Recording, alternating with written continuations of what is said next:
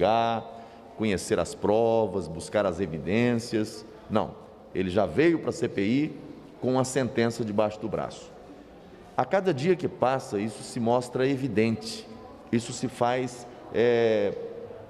aparecer com a clareza que não deixa dúvidas para ninguém. Ele não busca comprovar nada, ele já tem na cabeça dele, e agora começa a materializar isso, tudo escrito. Apenas está materializando aquilo que nós já denunciávamos desde o começo. Ele está colocando para fora a sentença que ele construiu lá atrás. Veja, a CPI está se transformando num tribunal de inquisição, que o relator escolhe quem é condenado, quem não é, quem é indiciado, quem não é. O papel que ele deveria exercer como relator ao final da CPI, ele ao longo dela já está fazendo. Ninguém está esperando mais o relatório do relator, porque o relatório dele já está feito, a sentença já está sendo apresentada. É triste isso, é lamentável isso, porque numa CPI, assim como no âmbito do judiciário, você deve seguir o chamado devido processo legal.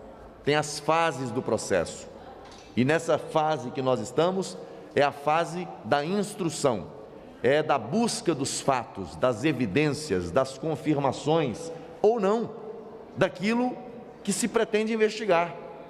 É saber se houve falhas, se houve ações criminosas, se houve omissão criminosa, se houve corrupção, se houve desvio de finalidade no âmbito do governo federal, Ministério da Saúde, estados e municípios.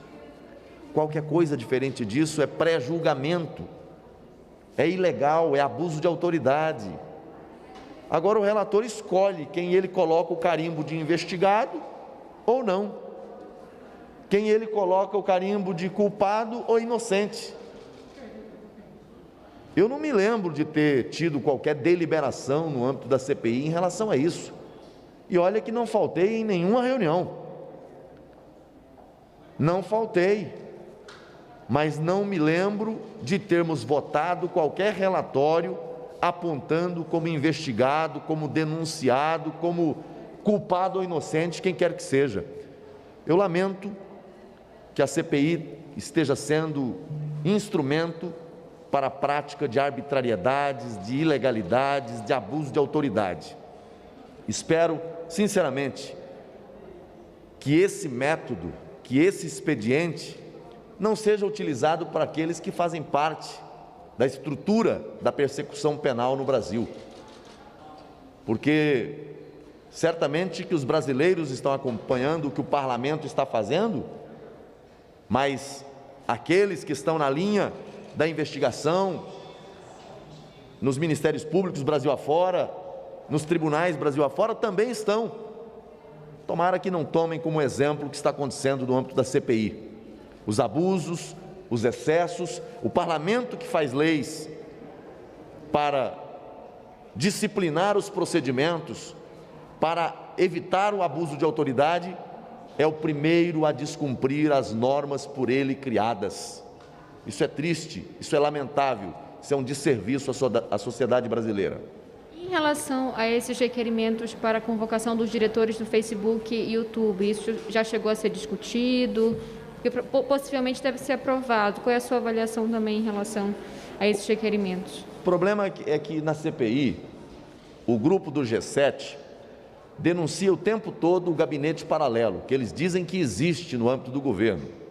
E eles criaram o gabinete paralelo da CPI. E eles fazem reuniões noturnas, sabe-se lá onde, e deliberam nessa reunião secreta.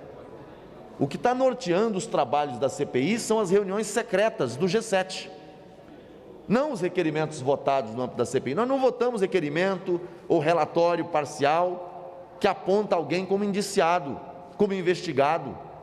Não fizemos. Mas o relator vem aqui e diz que são investigados. Ora, ele está mais poderoso do que os juízes dos tribunais. É algo para ser estudado. Nós vamos ter que reescrever aí alguns capítulos da lei processual brasileira. Em relação à convocação de diretores, né, de Facebook e outras redes sociais. Eu acho que isso não é objeto de CPI, sabe? Eu acho que isso não é objeto. A CPI está perdendo foco o tempo todo. Estão fazendo da CPI um instrumento político para constranger pessoas, para ofender pessoas.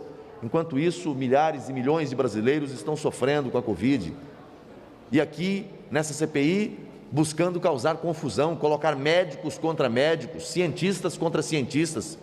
A troco de quê? A quem interessa isso? A quem beneficia isso? Será que acham realmente que estão contribuindo com alguma coisa?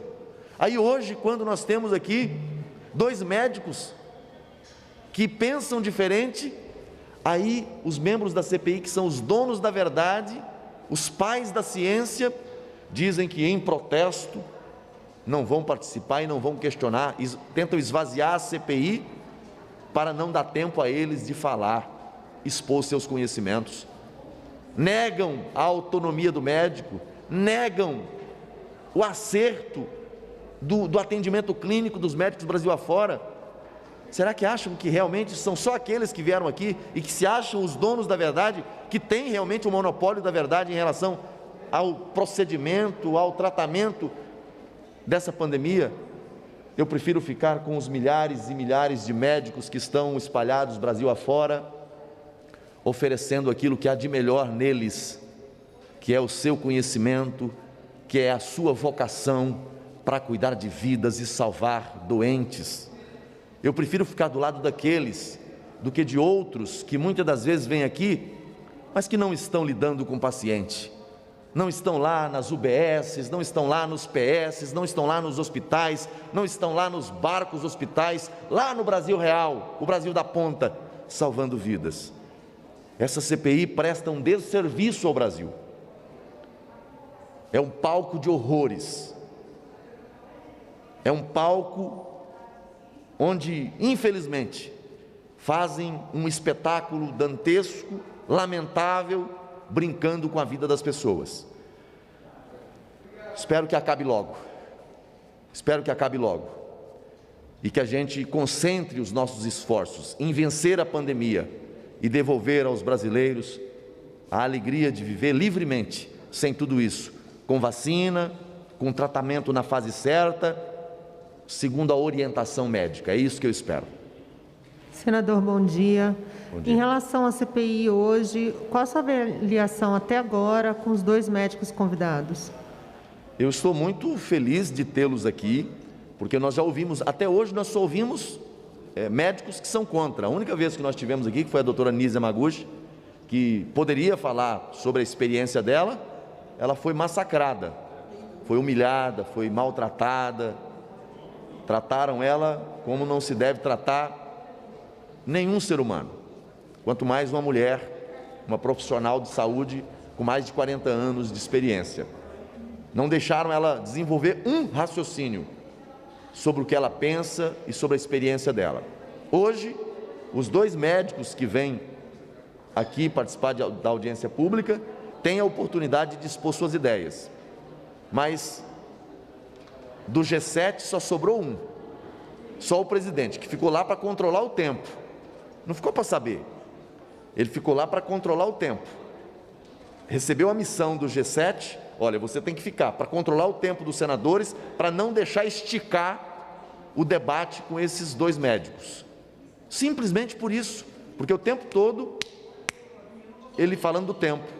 É claro que o tempo é de 15 minutos, todos nós sabemos, mas o relator teve quanto tempo para questionar a doutora Nise Yamaguchi?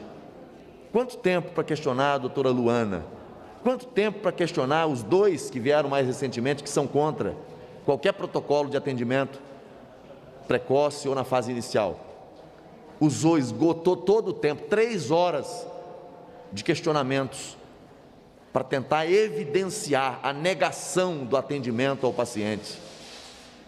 Aí, quando temos aqui os 2 médicos que são favoráveis, eles fogem e dizem que não vão perguntar. E o tempo daqueles que querem ouvir e saber o que pensam esses profissionais, será que o que esses médicos estão falando ali não é verdade? não pode salvar vidas? Será que a orientação deles, a visão deles não importa às pessoas que estão lá na ponta? Eu acho que tem muitos senadores na CPI que estão vivendo dentro de uma ilha e que não estão conseguindo olhar para o que está acontecendo lá na base, lá nas suas cidades, porque desses que estão ali do G7, muitos deles até já fizeram homenagem para quem trata de verdade paciente, para quem lida com o paciente, mas aqui agem como se negasse tudo, ficam botando plaquinhas com o número de mortes, fazendo culto à morte. É lamentável isso. Então eu prefiro ouvir quem vem aqui e diga: olha, o que fazer, como fazer, por que fazer, quais as armas que nós temos, como lidar com essas armas, com essas ferramentas para salvar vidas. Eu acho que o objetivo de todos nós deve ser salvar vidas. Então o depoimento desses dois médicos é muito importante. Eles falaram ali das fases dos estudos, né? Das fases e de como é importante essas fases, como que você pode lidar com o tratamento off-label, até, né, o estudo mais avançado que confirma o acerto de um fármaco.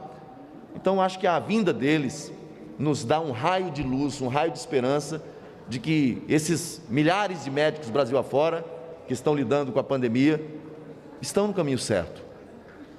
Podem errar, mas estão tentando salvar vidas, enquanto muitos aqui que não sabem a diferença de uma cibalena para um outro medicamento, fica dando opinião como se fosse o mais entendido sobre virologia, sobre transmissibilidade desse vírus. Então, acho que foi um dia importante a gente ter o outro lado sendo exposto no âmbito da CPI e dando à comissão, especialmente aos que estão acompanhando a ela, a opção de se identificar, né? Olha, eu não peguei Covid, mas se eu pegar, se Deus me livre de pegar, mas se pegar, sabe quem é que eu vou ouvir? É o médico. Se ele disser que eu tenho que tomar medicamento no início, é isso que eu vou fazer. Se ele disser que eu não preciso tomar medicamento, é isso que eu vou fazer. Mas é o médico quem tem que dizer para o paciente o que fazer. Não são senadores da República ou outros. Ah, mas opinião, você pode ter? Posso ter. Tem gente que tem opinião. Olha, os médicos estão falando que esse medicamento é bom. É a opinião dele. Mas quem administra medicamento ao paciente é o médico. Então eu estou feliz que hoje a gente tenha tido a oportunidade de receber aqui dois profissionais que defendem o atendimento para salvar vidas no meio da pandemia. Senador, semana que vem, Felipe Martins vai comparecer à comissão. Quais esclarecimentos o senhor acredita que ele pode trazer e o que o senhor acha da quebra de sigilo do Felipe Martins? Eu acho que a CPI está tentando, assim, criar constrangimentos, vasculhando a vida das pessoas de maneira ilegal, de maneira abusiva. Eu lamento isso, né? A quebra de sigilo é uma prerrogativa disponível no âmbito da CPI, mas deve ser o último recurso. E quando há alguma suspeita de prática criminosa, ele nunca veio à CPI, não há qualquer evidência de prática ou de pertencimento a algum grupo criminoso, mas ainda assim quiseram quebrar o sigilo dele. Eu lamento, né, que garantias constitucionais estejam sendo violadas. Quanto à vinda dele aqui, vai servir apenas de palco para aquela cena de horror, acusações sobre gabinete paralelo, né, enfim, ele participou, ele só está vindo aqui porque houve uma fala, uma menção de que ele teria participado numa reunião com representantes da Pfizer. E é papel dele, a reunião estava acontecendo, ele é servidor do Palácio e participou. Qual o crime nisso? Isso justifica uma convocação à CPI? Bom, se foi isso do que eles chamam de gabinete paralelo, então por que não convocaram o Silas Malafaia, que aconselha o presidente? Então, assim, a CPI não procura evidências, a CPI procura narrativas. Infelizmente, investigar que é bom, nada, porque o senhor Carlos Gabas teve o requerimento submetido a voto e o G7 disse não ao seu Gabas. não a convocação dele, não a investigação do que aconteceu no consórcio Nordeste. 48 milhões de reais pagos antecipadamente pela compra de respiradores que nunca chegaram. E ainda há suspeitas de que tenha sido comprado de uma empresa de fachada, mas isso não interessa ao G7. O G7 só quer saber de cloroquina, quer saber de carta, quer saber de gabinete paralelo, de Copa América, de investigar corrupção, aí não. O G7 blinda a investigação quando o assunto é corrupção. Querem ficar na narrativa o tempo todo contra o presidente. Lamentável isso. Eu não tenho veto à investigação. Quer ouvir o Felipe Martins? Vamos ouvir. Mas vamos ouvir o senhor Carlos Gabas. Vamos ouvir o ex-chefe da Casa Civil lá da Bahia, o Dauster. Vamos ouvir. O que aconteceu lá? Por que compraram e pagaram antecipado por um produto que não receberam e ainda um contrato suspeitíssimo? É de se esperar que a CPI realmente vire a página dessas negações todas e comece a aprofundar a investigação, buscando aí o caminho do dinheiro da Covid que chegou aos estados. Ainda sobre a semana que vem, também Francisco Maximiano vai vir à CPI. O senhor acha da vinda dele? Francisco Maximiano, da Precisa Medicamentos. O senhor acha da vinda dele e o que o senhor acha da quebra de sigilo também? Olha, assim, a quebra de sigilo, eu repito, eu acho que a quebra de sigilo é um abuso da CPI. Estão exagerando, estão abusando, afrontando garantias constitucionais. Não acho que seja o caminho. Você quebra sigilo de comunicação ou sigilo bancário, financeiro, quando você tem suspeitas graves do cometimento de crimes. Qual é a suspeita que foi ventilada até agora com relação a essas pessoas? Só porque o relator quer ou só porque o G7 quer, então vamos quebrar sigilo? Não é por aí. Eu acho que, imagina se o judiciário começasse a fazer com muitos, ou com aqueles que praticam isso, como eles estão fazendo.